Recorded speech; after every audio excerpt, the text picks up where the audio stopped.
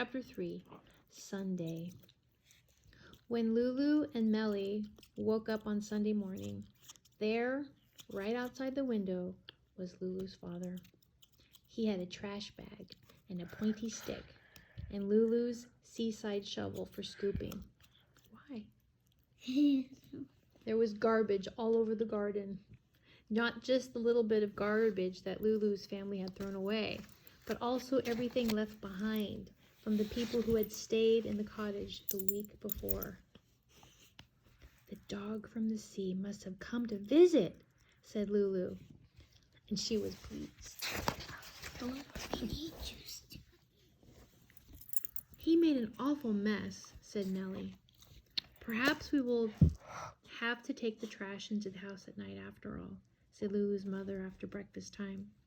But she wrinkled her nose as she spoke. Absolutely not, said Lulu's father. I've thought of what to do. I'll get some big rocks from the beach and use them as weights on the lid of the can. You're not supposed to do that, said Lulu. There's a sign on the beach that says, no stones or rocks to be taken away. I won't take them away, said Lulu's father. I'll just borrow them for a little while. Will you put them back? Asked Me-ellie. Of course. Carry them right across the sand dunes back to the beach? Absolutely. And put them exactly where I found them. How will you remember? I'll draw a map. What if someone sees you, says Lulu. Even if you draw a map, and even if you take them back, and even if they're only borrowed, you'll still look like a rock burglar. A rock burglar. For a moment, Lulu's father looked rather sad. He didn't want to look like a rock burglar. Then he had a good idea. I'll smuggle them under my shirt or hidden in a bag. I'll locate the rocks, draw a map, mark their positions, borrow them. Borrow, not take. And then I'll smuggle them across the sand dunes and use them on the trash can lid. Lulu's father looked very happy at this thought. Blurry, huh? No, it doesn't. Oh, then it's my eyes. Where was I? Lulu's father, okay. He was pleased to have an excuse to do some smuggling on his seaside vacation. It will be good for my fitness training, he said. I've decided to run the next marathon. This vacation I'm going to do push-ups and weights and lots of running. Anyone who likes can come with me. This vacation I'm going to read and read, said Lulu's mother. I never get time to read at home. I brought 6 books, 1 for each day, and War and Peace for a spare. Anyone who likes can borrow the ones I'm not reading. This vacation, I'm going to make my kite perfectly, said Me-ellie. Every part perfect, like the picture on the box. Anyone who likes can help me. This vacation, said Lulu, I'm going to find the dog from the sea and make friends with him. Tame him so that he doesn't run away, and... That was as much as Lulu managed to say before everyone started talking at once, saying what a bad idea they thought it was and how it could never happen. And even if it did, what then?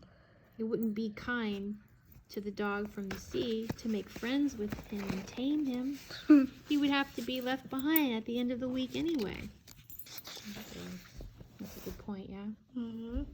Why? Asked Lulu. What about the more the merrier, as long as I clean up after them? That's hamsters and goldfish and rabbits and things, her mother told her. Not dogs. Think of Sam.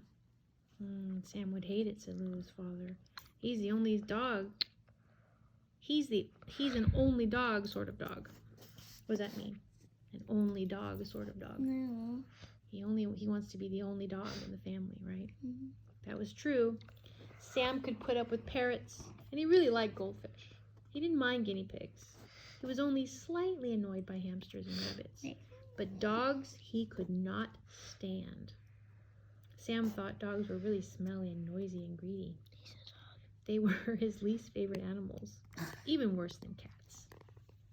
Sam didn't know, and would never have guessed, that he was a dog himself. But who would look after the dog from the sea? Asked Lulu. Someone, said his mother. Not us, said the father. And then both of them said, not sensible, not going to happen, not even slightly possible. Lulu did not argue. So go ahead. She had found that arguing only made people argue back. It was better, she thought, to do exactly as you liked, quietly, with no fuss. Besides, what did her crazy family know about possible or impossible? As if it were even slightly possible that her father could ever run a marathon, or that her mother would read 6 books in 6 days, ending with War and Peace, which she had been trying to read ever since Lulu was born. Or even that Me-ellie would perfectly finish her kite, which was already spread all over the living room floor, with the string and knots and the instructions missing. Never mind, said Me-ellie. I never bother with boring instructions anyway. How can you make it without instructions? Wondered Lulu. I'll just copy the picture on the box. It'll take ages. Not if you help, said Me-ellie, looking around to make sure Lulu's parents were out of the way and adding, you help me with my kite and I'll help you with the dog from the sea. Lulu thought about how much she liked Me-ellie, who never thought anything was impossible. I'll help you as soon as we come back from the beach, she promised. The way to the beach was straight out the door and over the sand dunes. A path of soft, sliding sand climbed up and down. A leg-aching sort of path. Oh, we should have brought camels, said Lulu's father, as they slipped and dropped things and tumbled over Sam, who kept stopping for rests while people were about to walk. Lulu was looking out for the dog from the sea.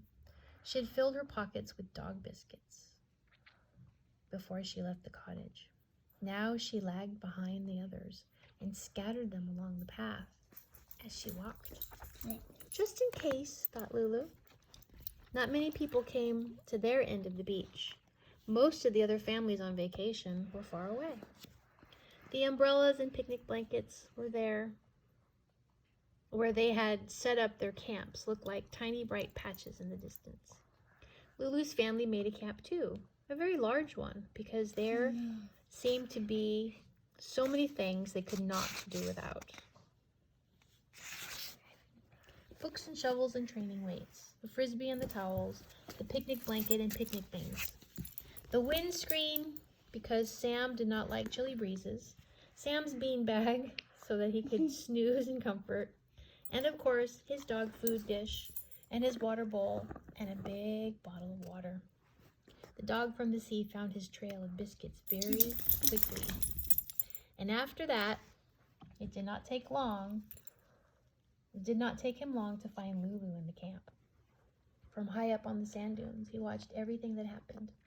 The longer he watched, the more interested he became. Some of the things he saw were very puzzling. Lulu's mother, for instance, reading her book, turning the pages, not looking up, saying, when everyone spoke to her. When everyone spoke to her. A strange way to behave, thought the dog from the sea. Lulu and Me-ellie were not so mysterious. They were chasing a round toy that flew through the air. What's that? Okay. A round toy that flew through the air? Football. I'm thinking frisbee. As soon as they caught it, they flung it away. Yeah. They made happy noises unless they fell over. Then they squealed. If they squealed very loudly, the person with the book said, but she still didn't look up. Lulu's father was not mysterious at all. He was collecting things, just like the dog did himself sometimes. Safe at a distance, the dog watched him toil through the sand dunes, backward and forward, smuggling rocks. Then there was Sam. The dog from the sea had been so busy looking at the people that he did not notice Sam until Lulu's mother put down her book and called, "What about our picnic?" Then he noticed him. Sam ate biscuits and pizza and jam drops and wheat bread and sandwiches, and the dog from the sea watched every bite.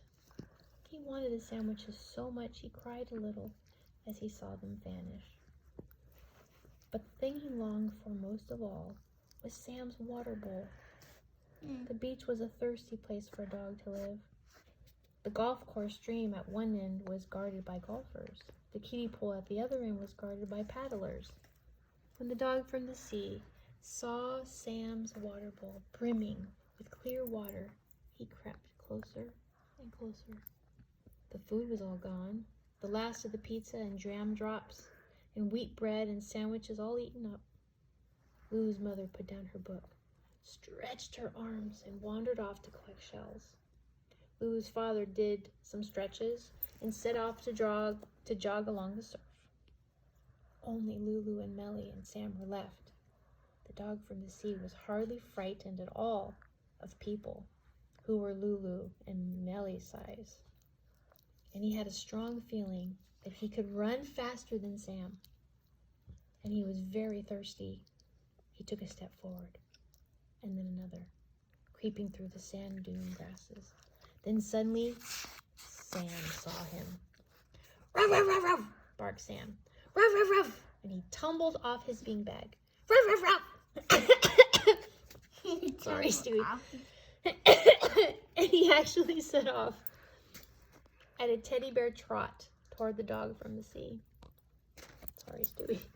I scared him. The dog from the sea sank lower and lower into the blue-green grasses as Sam came near. He sank until he was invisible. Then he gave a great leap and jumped right over Sam. He landed in front of the water bowl. There was a sound like a drain, and the bowl was empty, slurped dry in one enormous slurp from the dog from the sea. "Ruff!" roared Sam. The dog from the sea ran, trampling his great sandy paws over Sam's beanbag on the way. "Ruff!" howled Sam furiously. "Ruff!" And he would have gone after him if Lulu had not grabbed his collar. "Shush," she told Sam, while Me-ellie refilled his water bowl. And to the dog from the sea, Lulu called, "Good dog. It's all right. Good dog." Shouldn't be encouraging him. High on the sand dunes, the dog heard and was happy. He had never been called a good dog before. So that's good. He liked it. Lulu and Me-ellie did not see the dog from the sea again that day. In the afternoon, they walked into the town to bounce on the giant trampolines. That was fun. Afterward, they went back to the cottage to start work on Me-ellie's kite. Even with the family's help, that was not easy at all. "Includes everything needed to build this magnificent kite," read the writing on the box. Lulu's father said there had been a printing error. He said it should read nothing instead of everything. What's it say? Good. It's like, what? The bare little cottage was not much help. It didn't contain any useful kite-making things. Just before the shops closed, they sent Lulu's father out in the car to buy scissors and glue and something sharp that would drill tiny holes. "And while you're shopping, you might get a couple of new mugs," said Lulu's mother. "And some bread, and some salad, and some sausages, and a can opener at work, and a dish towel, and 2 would be useful." Lulu's father groaned. Shopping was his least favorite thing to do, and driving through potholes was his second favorite. He drove away before they could think of anything more they needed.